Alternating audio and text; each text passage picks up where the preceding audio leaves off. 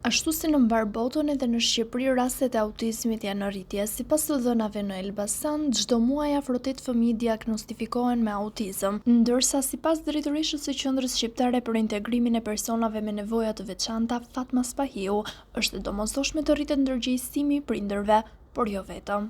Kush do ishte thirrja ime në ditën ndërkombëtare të autizmit?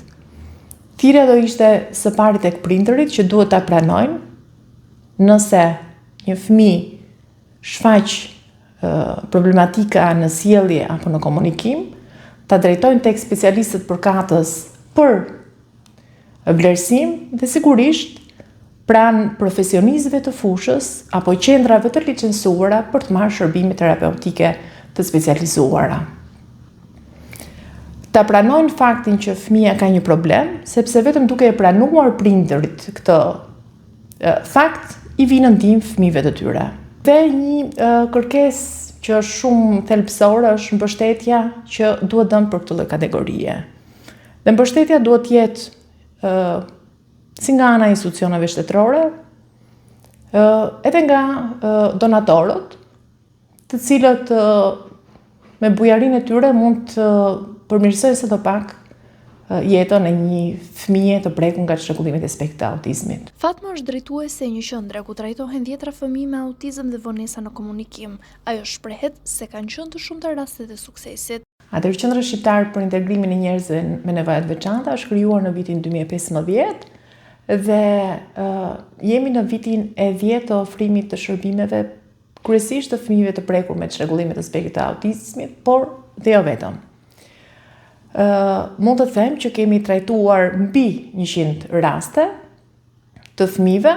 Sigurisht që përmes sfidave të shumta si nga ana e prindërve edhe nga ana e terapistëve, kemi arritur që së bashku fal bashkëpunimit të kemi dhe raste suksesi. Kryesisht fëmijë që kanë pasur vonesa në vonesa gjuhësore, sot mund të themi që ato shkëlqejnë në shkollë. Fëmijë me çrregullimet e spektrit të autizmit që kanë përparuar në pjesën akademike.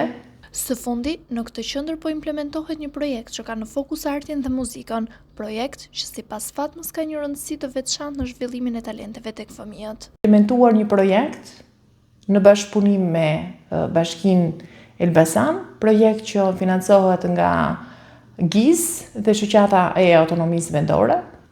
Ajo që është më e rëndësishme është që fëmijët po eksplorojnë me veglat muzikore. Shpesh herë ne prindërit jemi të prirur për të marrë shërbime specifike fëmijët, duke u fokusuar kryesisht tek terapia e zhvillimit apo terapia logopedike. Por nga kjo eksperiencë që po provojnë fëmijët duke eksploruar me terapinë e artit dhe të muzikës, themi që fëmijët do shfaqin disa talente të tjera të veçanta.